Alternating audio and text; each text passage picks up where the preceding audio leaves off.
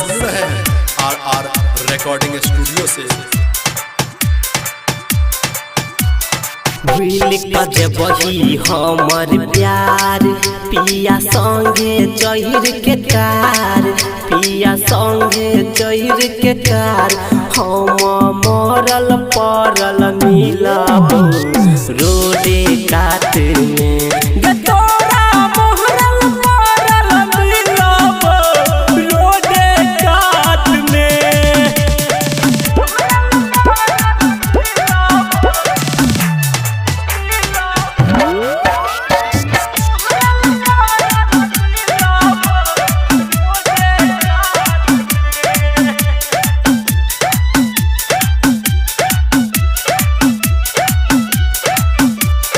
गेला हमरा संग घात, गेला दोसरा के साथ, गेला दोसरा के साथ, हम मरल पड़ल मिलब रोडे कात में।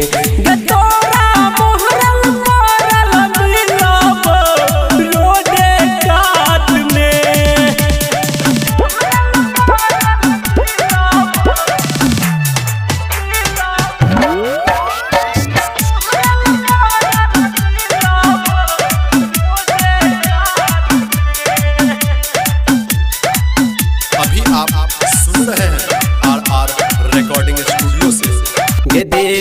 दिलवा में जखम छेल बेवफा सनम, छेल बेवफा सनम, गे तोरा मरल पड़ल मिलब रोडे कात में।